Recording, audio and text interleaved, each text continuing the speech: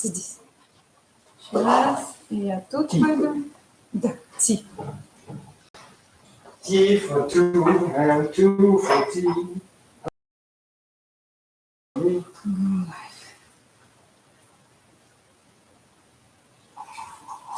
Hi, we're going live with Dr. Ted, who's making a tea, by the way, because it is spiritual tea drinking.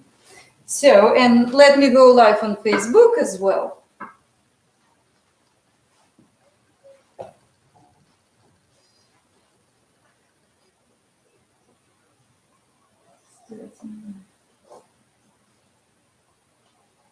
Hello. So, we're back to our spiritual tea drinking, now with Dr. Ted.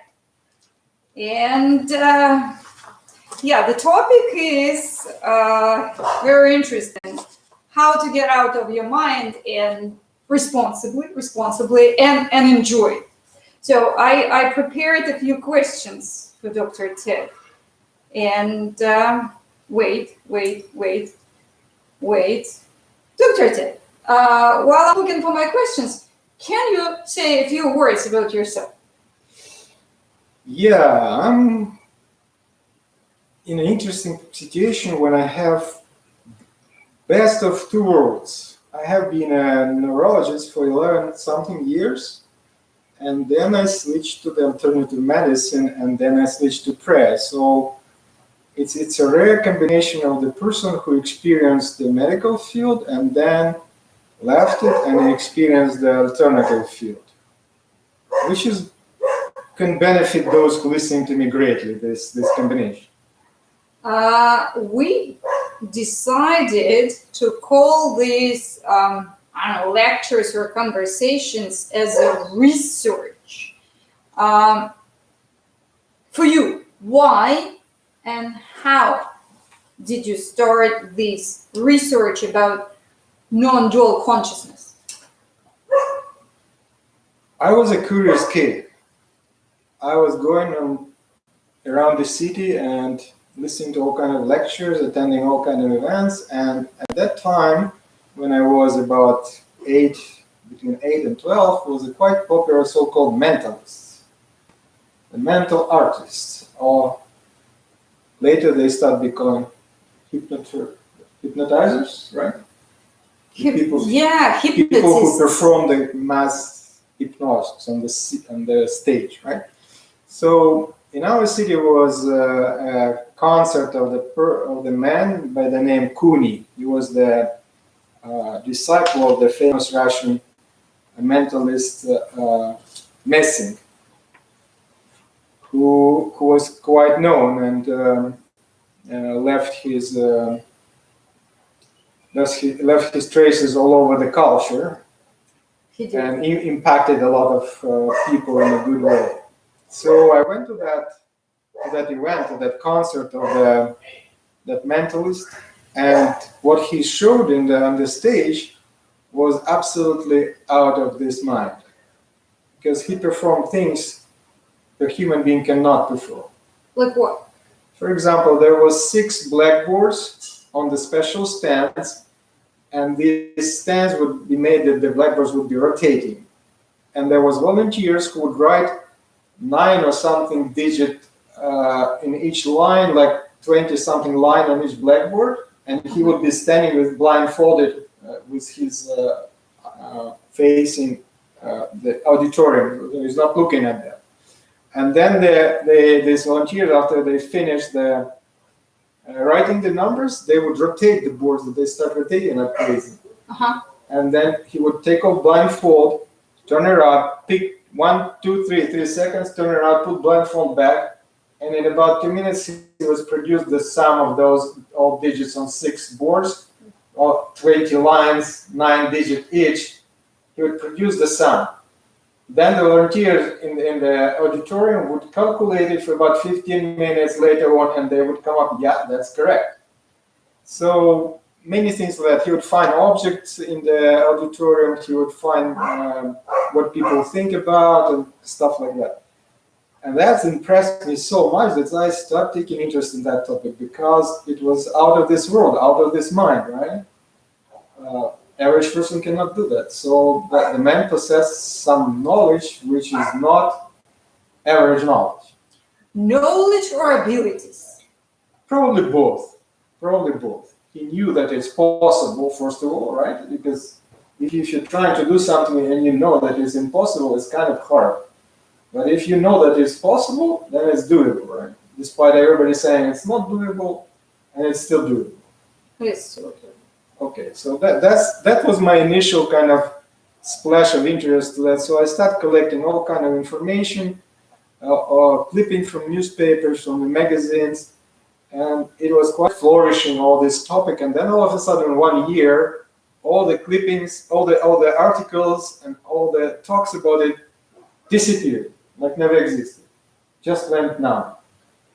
About all of these About all shows, this. about these people? Yeah. I cannot produce exactly the year when that happened. That was the extreme cutoff. And that year, everything was cut off and muted. Later on, it came out that the government put it under wraps because government worried that people would know too much. Yeah, So from that year on, it was very difficult to find any information. But it was too late. I already was brain damaged. So as a speculating thought, because see, I studied in Siberia in the university, and can we see questions or anything? No, you can't, right? no, I can't really see questions. Can you log on my phone? I can see my questions. No, I mean if people would ask questions. If people would ask questions, I asked people to send us questions beforehand. Oh, okay. They didn't. So I decided we're going nuts as we usually do during our conversations. So then, okay, you got the interest in these people, and then suddenly it cut off. What I found out when I was studying in university in Siberia, that there was a huge interest in people like you just described. Right. But this interest was brought to laboratories. They were close to the public. Public didn't know about these laboratories. Yeah. Do you know anything about them that you can expose? I don't have any definite information about it, but as I said, later on I discovered that the government shut it down, the stream of information, and the government acted on the advice of the secret services and all this on the underground shadowy organizations running the show.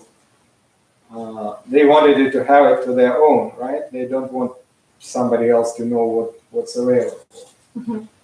So, okay, fine, you were a kid, you got interested in this stuff, then it was cut off, then you decided to become a doctor. Many years in the doctor's school. I decided to be a person who can actually open up this box and see what's inside. Physical. And I first went to the psychologist, and the very famous psychologist assessed me and gave me like a color test and Rorschach test and many other tests. Well, it was very interesting. They definitely knew something, but that was not enough for me. So I decided that I would become a neurologist that I can really pick into brain. You know what, that we had exactly the same kind of plans. So 10 years down the road, I'm a neurologist.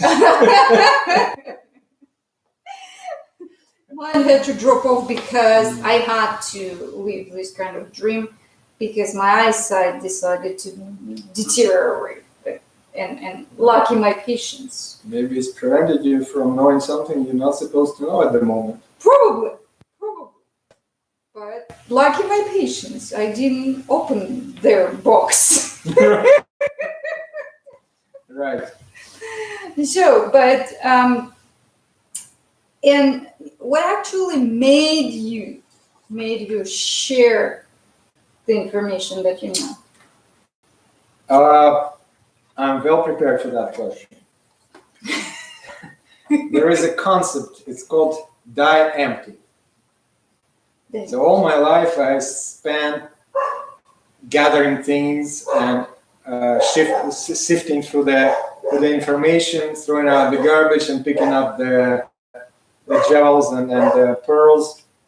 And at the moment I was sitting on that wealth of the sorted out things, and then I thought, okay, what am I gonna do with that? I can't take it with me into the next life, so I need to dump it on people, and then I will be empty, and then I'll be ready to go. Aha. So they're very selfish. Of course, yes, of course, yeah.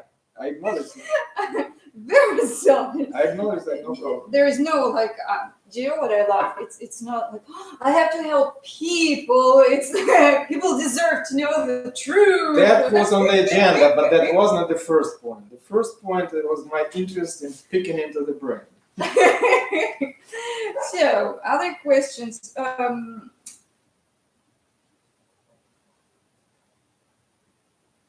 You showed your interest in the subject, but what makes other people to get interested in Right. similar subjects? Right. There is a lot of chatter. I don't know if you know, but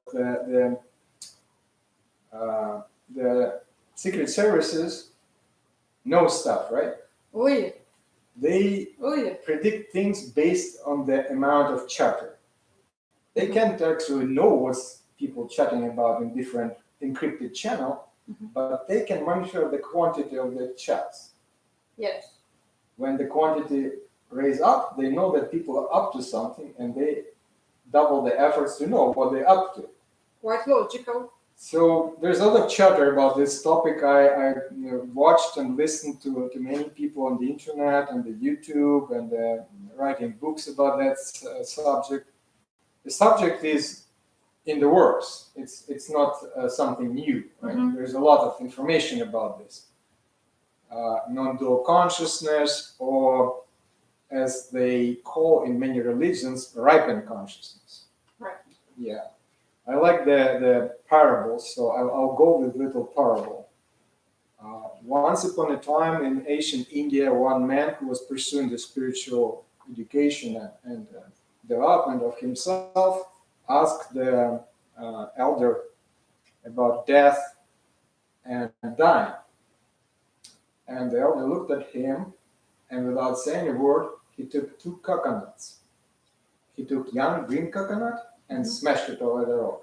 And coconut broke, and the milk spilled all over the rock, and pieces were, and it's created a mess.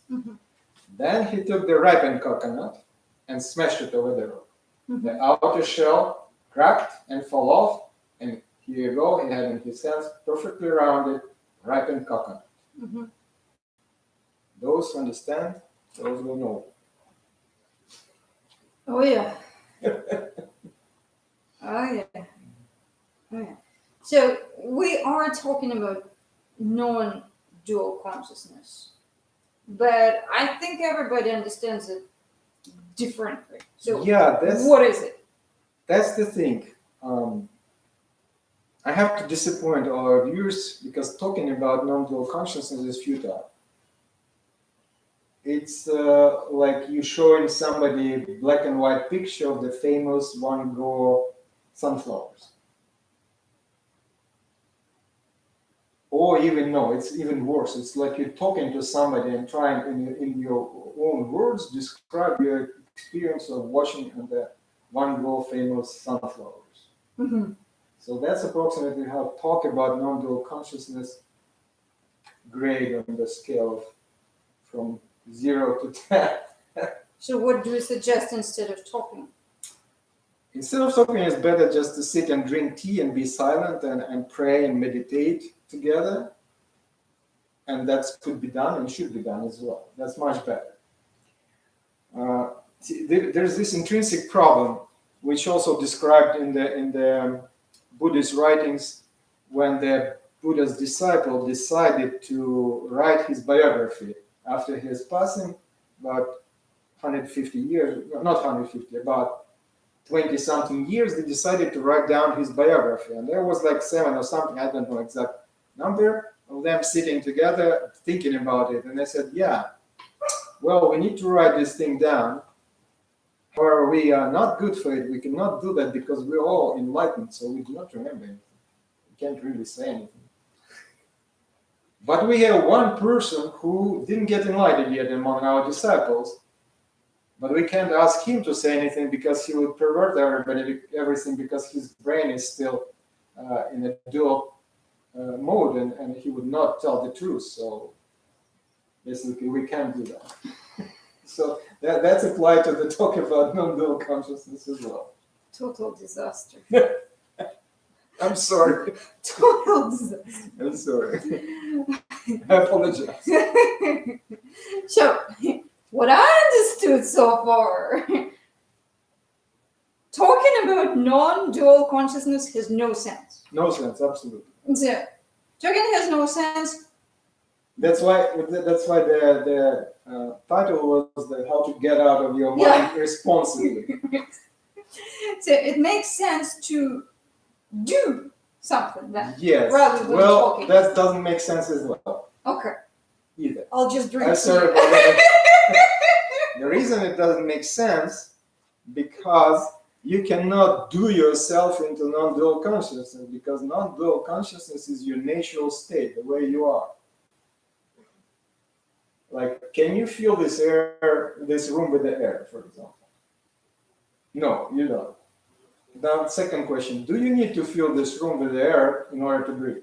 No. No, because it's already here. You just breathe, right? Yeah. Okay, the same thing with non-dual consciousness. You cannot do so. This is not achievable by practice. It's the same with any prayer meditation. It's a state of non-doing, which is very hard for modern man because we are making ourselves busy all the time because we're scared of not structured time. If time is not structured, you just sit. People getting crazy. So they structure their time with all kinds of things, scheduling. I'm working so hard. I have no spare minute. I'm so busy. Then 20 minutes down the road, all kind of diseases they develop, all kind of calamities, the family fall apart. And then after that, they go to the retreats and to the mountains, to the monasteries, and they asking people who wasn't running like crazy around to fix that. So basically, this talk is to get people into the interest in this topic before happens, before it hit the fan. You know what's hitting the fan, Mm-hmm. right? Mm-hmm. So for me, it sounds like going back to my desert and drink tea. Yes, Yeah. exactly. Yes, you know, I It's was as simple as this. I was introduced to this great lady. She's I don't know what's the position called, but she's basically in charge of the White Zen Monastery in Ottawa.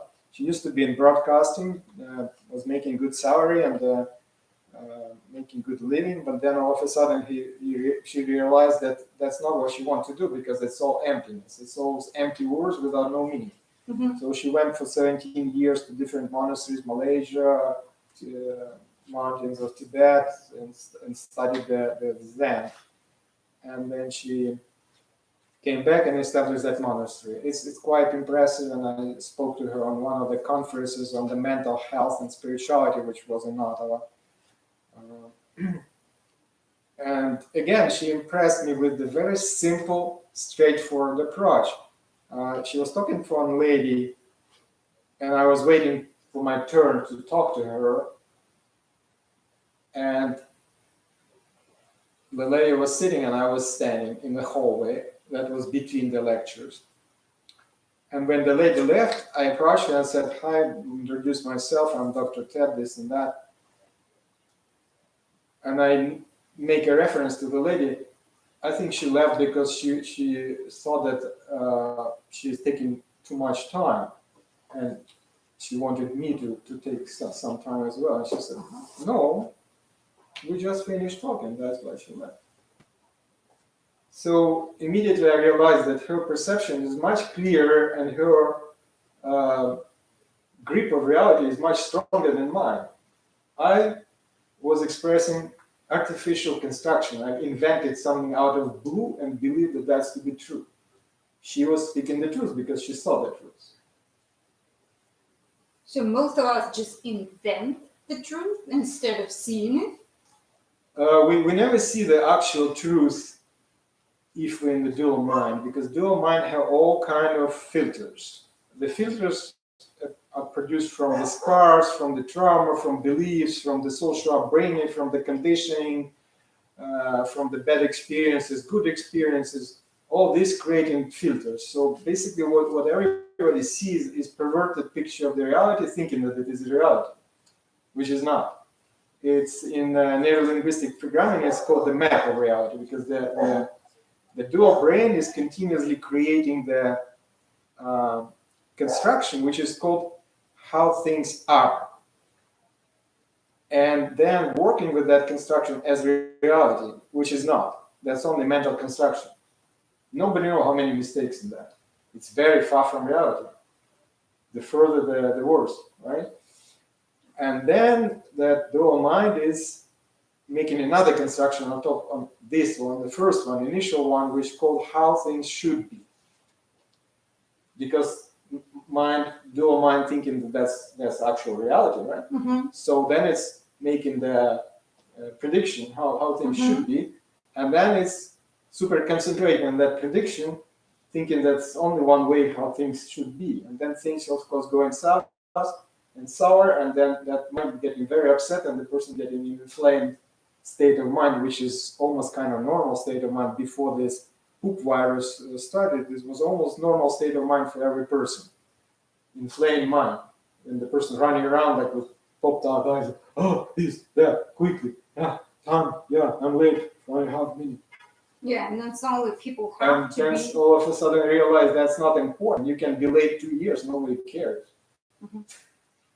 When I was leaving the monastery of Athos in Greece, I befriended the Greek monk who was a professor of, I forgot which science in America, and then decided to become monk. And I asked him if he regret that he left his profession. He said, yes, I regret that I did it too late. So when I said final goodbye, I said, well, I'm sorry, I can't really tell you when I will be back to see you. Maybe 2 years, maybe 4. And he looked at me very plain and he said, 4 days and 4 years, there's no difference. I'll just wait. I was thinking about that sentence a couple of years until I got it. What did you get? It doesn't matter For him? for anyone. Doesn't matter. But what matters then? What matters? Yeah. Does anything matter? Well, we are here to gain certain experiences, and we are here to study the difference between our personal conditional love and universe unconditional love, or people calling it the love of God, or the love of Buddha, or the love of Krishna, or whatever. And there is huge difference because our love is conditioned. Basically, it's run under the motto, I love you because you can do this or that, or you this or that, or you display this and that behaviors towards me, or you have this and that qualities. The God's love is unconditional. It's running on the basis of I love you no matter what. But can person achieve this level of love? You cannot achieve what you already have. It's already inserted in us. We are made from it. We can shape the outer layers of fake identities like onion. And inside will be a sprout. And that sprout is us. But all these layers, which is causing so much tears and so much discomfort, that's a fake identity. I'm the husband. I'm the father of 5. I'm the owner of huge mortgage. I'm driving this, I'm driving that. That's all fake identities because we're not that. That's what we do. But it's much more convenient for the dual mind to address the self-identity question with these things. So when somebody asking person, so what do you do? Well, I'm driver. The person is not the driver, the person is the person, right? The person is doing the driving, but we are saying I'm driver. And that seals the fate because now you're tied to the little tiny little speck of identity you have is less than infinitesimal percent of your real identity. Now you're doomed because you tied yourself, you put yourself in a incarceration, artificial incarceration. I'm sorry if I sound too apocalyptic, but the events we experience is kind of like a neo-apocalyptic. No. What I'm thinking about that, you know, I made you think. many people think of this virus as about disaster. Other people think of it as blessing. Yeah, it's both. It's both. What is it for you? What did it make you to do that? First of all, let's make a name for it, because if we call it what they want us to call it, we would be scared and running around buying toilet paper. So because people bought so much toilet paper, I decided to call it poop virus, so poopvirus, right? Poop virus, it is. It's a poopvirus flu running around, and it's not really a virus. The virus is the last incarnation of this attack. This is the mental attack on humanity in order to instill fear and strip humanity of the liberties already achieved. And this mental attack is doomed to fail because it's the last attempt. You know that the more the dog bark at you, the more it's scared. Yes. Oh yes. I'm not scared of the dog which is barking like crazy with the foam mouth. It is not safe, but it's not scary. The scary is the silent dog which is jumping you from the back and get to your jugular. Okay, so the poopvirus is not that powerful, because it's my personal understanding. This is the last warning. This is the last warning to wake up and to smell the roses. Because we do not smell the roses. We do not see how the trees opening the leaves. We do not see how the birds flying back from south up north to Canada. We don't see all these things. We're running and we don't see all these things. I took my son to the escapades, to the north, to Canadian North, and naturally, first day he had a withdrawal syndrome from when the battery on the phone failed, and then finally the cellular reception failed as well. He had a withdrawal syndrome, and he was all jittery and joking, and said, "How a person cannot live without that little box with the shady plastic." Do you realize that we're all staring in the plastic with color shades all the time? Anybody realize that? All the time. All the time. All the time. Not to the sky. Do you remember the time when Rogers was switching from the renting of the tapes and later on DVDs into the selling their cell phones? They were remasking their locations, the stores, right? Mm-hmm. And they strip off shelves, they put nice, beautiful things, and they put the cell phones and new logos, new everything, and nobody would be coming. So they hired a marketing person who went over, looked at the location and said, put in the windows screens with the moving color picture. As soon as they did that, people start coming in. We're turning into the society obsessed with the moving color shades on the plastic. I am too. Guilty as charged. Yeah. And it's not life. When I bought my first iPod, when I opened it, it was an absolutely stunning packaging, state of the line, perfect. Nothing can be added. There was a little booklet there which says, this device will change your perception how the information is spread. And it did. It did change my perception. I see the people blindfolded by these devices, and they haven't seen life before that because they were rushing around. After they have these devices, they have like double blinded because they don't see and they have the screen in front of them. In Niagara Falls, I saw the couple coming out of the hotel, couple of tourists, probably Americans, husband and wife.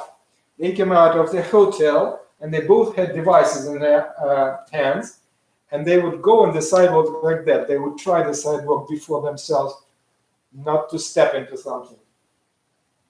I looked at them and I said to myself, this is it. This is the end of everything. People don't see Niagara Falls. They see only the guides on the phones about Niagara Falls. They're now actually at Niagara Falls, but instead of looking at Niagara Falls, they're still staring at the guides.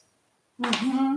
It is a disaster, and that's why everything happened as you see, because we are creating our own disaster. We're not living lives. But now people actually want to see each other. After not seeing each other for such a long time, You people bet. want to see Yeah. each other. People want to hug. And this is it. People just want to spend time with each other. Yeah, about this. It's kind of controversial, but there is dual purpose of this happening. About 6 or 8 years ago, I started working in my group where I'm running the lessons to teach people how to heal themselves and one another. I warned them about 6 years ago that huge change is coming. You better get ready for it. It's approaching. It's not yet here, but it's quickly approaching. From 15 people, maybe 1 or 2 heard me. Everybody else just was busy with running around. And then I warned them again that it would happen very soon because everything is getting tight and scary and gloom and doom. And they didn't listen to me too. Then everything happened, they started running around and yelling, oh, help us, Dr. Ted, please help us. I said, why you didn't listen to me? I'm not running around. I'm not scared. I don't care about the poop virus. If I to die, that I'm to die. If I'm not, then I'm not. We will be seeing. If that would happen, then I'll see you up there. If that didn't happen, I still see you down here. See, for many people, it's very scary to die. The mystery of the death and dying experience is that no one actually can know if you're ready for it. And only when you enter in it, you will discover if you're ready or not. It happened that way. My life happened that way. I was working in the emergency aid in Europe in the former Soviet Union. And I saw a lot of people passing on right on my watch. When I was maybe one person, or maybe with my crew, maybe 2 other people. And also the same thing happened here. I was doing the hospice work here in America and Canada, and also watching quite a lot of people passing on right on my watch. And I have to tell you, from all that herd of people who passed on my watch, that would amount to about 60 or 70 people. 3 were ready. Only 3. Only 3. Do you mean ready here? Everywhere. Here. They were ready. How did you know? This lady asked me a question that was 4 a.m. and I was on her. We were alone, me and her in the room. And the pressure started dropping down after 3 or 4 attempts to raise it up, which were successful. The last one was unsuccessful. She looked at me and she said, Doctor, this is it. And I automatically wanted to say the standard answer, no, it's okay, you will be fine. But then I realized that would be wrong. The person would be gone soon. Why would I lie to that person? So I said, you know what? I'm afraid to say, but it's probably this is it. Mm-hmm. And then she said, okay, I'm fine. I had a good life. My husband was very kind to me. My kids are beautiful people. And I had everything in my life I wanted to have. I'm ready. So she was completely satisfied person. In 7 minutes, she was gone. Mm-hmm. She was completely satisfied with that happening, that she actually would be gone sometime. So she wasn't scared. She wasn't scared. She wasn't begging for one more second. She wasn't whining and complaining. She wasn't unconscious. She was actually like a soldier in the battlefield. So, okay, I'm ready. Mm-hmm. And she was gone in 7 minutes. I was speechless for about 2 months after that. Mm-hmm. And I said, I want to be like that lady. I want to be like that lady because that's a spirit. And she wasn't afraid. She wasn't afraid even one bit. Mm-hmm. What about others? Like, okay, she was ready. What about the ones that were not ready? Well, I can only attest to those which I witness, which the people which I witness as a doctor or as a hospice parish nurse in North America. Mostly people falling into the unconsciousness because unconsciousness taking off responsibility. So you just drawn into the unconsciousness and black out, and that's it. That's a safety feature of the brain to go into unconsciousness when brains see that the experience is too tough or too strong or too intense. Mm-hmm. So to prevent the damage, the brain go into that mode, turning things off, the screen getting black, and after that there is no need to address your fear, there is no need to address happening, there's no need to think about it, you just log, the same like we're not logging now in the Canadian forest, just piece of wood. Mm-hmm. Would you be happy to be a piece of wood in that important moment? On the other count, I was reading the memories about the Seraphim of Swarovski? No, not Swarovski. There was Vyritsky, Seraphim Vyritsky. There was a little village Vyritsa near the St. Petersburg, and he was a monk and a minister, and he had a lot of following, and he actually warned people before the blockade of St. Petersburg of the Leningrad happened during the Second World War. He warned his disciples to get out of town, get into the villages far away from the Leningrad, St. Petersburg. And those who complied, those survived. Those who didn't, most of them died in the siege of the Leningrad. So I was reading about one of his followers, the follower of his, long time after his passing, a very pious lady. She was serving the church and doing all this good work for people and helping everybody around. And then one day she heard the word from upstairs, next Thursday, that's your day. We're calling them. Mm-hmm. There is ticket for you already issued for transfer. So what she did, she called the friends and the church members to her house. She made the tea. She made the piroshki, baked the piroshki, beautiful things. A lot of them, people came. They spoke to her for about 2 hours. They had tea together. Then she went to the bedroom, lay down in the bed, and was gone. Quietly, peacefully. Of course, peacefully. She was dead. Interesting.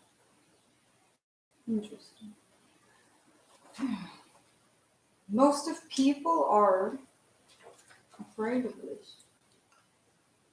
As I know. That's what is perplexing me. Like if you to get the mortgage, you study the rules, you get yourself ready, you get the connections, you find the lawyer, you find the financer, you find all these things, you study the calculators, because you know you need all that soon, right? Mm-hmm. Everybody know that we are here not permanently. Does anybody think that they're here permanently? I think most of people think this way. That's how the dual mind functions, because it's so scary. It's turning off that thought. But consciously, we know that we're not here permanently. This experience is temporary. So we have the end of it. Why nobody getting ready for that? It just beats me. It's beyond. I have no idea. It's so unreal. It's so strange. People know that event would happen, and they taking no steps to prepare themselves to that event. No, most people think they will never die. You know what I? Yeah, I guess you're right. I guess you're right. Most of people think Yeah. this. Yeah. Well, it's a childish thing. It's a kid inside of their consciousness trying to protect from the brain damage. Image. I don't have brain damage. Image. But actually, all of the people, they go through this thought that once they will die. Sooner or later, some of us come to this conclusion that Well, right now we're going kids. through a huge shift in that thought. Everybody is thinking that they would die from pooping too much. Right? Am I right? Like, what do you suggest people? Like, is it good to have this thought in mind that eventually it could happen, or not to think about it and enjoy life, or The mystery of this experience is that we need, still being in this experience, reconcile two irreconcilable thoughts. Two thoughts which you cannot be possibly blend together. One thought that we are the ideas of God and so we are immortal and we go into next life, as many believe, or as famous Russian poet in his song said that Indians invented very good religion because they know that they're not dying, and that's awesome. And the thought that this experience is temporary and it has the end, and we need to get ready to. These two thoughts are seemingly irreconcilable. You cannot blend them together or work with them together. But that's what we have to do. We have to be okay with those two thoughts existing together. with both of them? With both. Because I know one religion, Orthodox religion, doesn't agree with the idea of reincarnation that Indians have. Not Indians, but let's say that type of religions. Oh, you came to the right person to tell me that. You're some kind of mentalist yourself. This lady is dangerous. I'm telling you, people, be careful. This Just lady a is. yoga teacher. Yeah, no, she's like X-ray. Like she's like, you feel those rays coming through you. So, what were we talking about? Nice try. Like, how do we live with two thoughts? One is from Orthodox religion. Right. Yeah. That- Reincarnation. Okay, and accept or not accept. It's not just Orthodox Christianity. Majority of the Christianity do not talk about reincarnation, do not entertain thoughts about reincarnation, do not discuss it. I'm not interested in that. Why it is so? Because the mainstream belief is that, which I agree upon with, is that Christ came and Christ made everybody capable of reaching non-dual consciousness during the lifetime. Mhm. And so there's no need to talk about it because it's already dealt with and it's done. It was done. Yeah. So there is no reason to reincarnate. There's no reason to reincarnate because reason for reincarnation that you're not ripen enough. You're not good to be put on the shelf for sale yet. You need to go into storage again. Makes sense. Or you can get X-rayed, like we heard about some fruits from the Reverend famous yoga teacher. And that X-ray would ripen you too. It ripened me in a very, very powerful way. I wasn't able to walk after her lesson for 3 days. But then I flight for 3 weeks, right? It's a big difference. So, you know what? Let me check the time. We have 45 minutes in 40 seconds. 45 minutes and 45 We seconds. can wrap up with something positive because it was a lot of how do I call it opposite of positive? Challenging, scary. I didn't find it scary. I really didn't find it scary. Usually people give homework. Homework.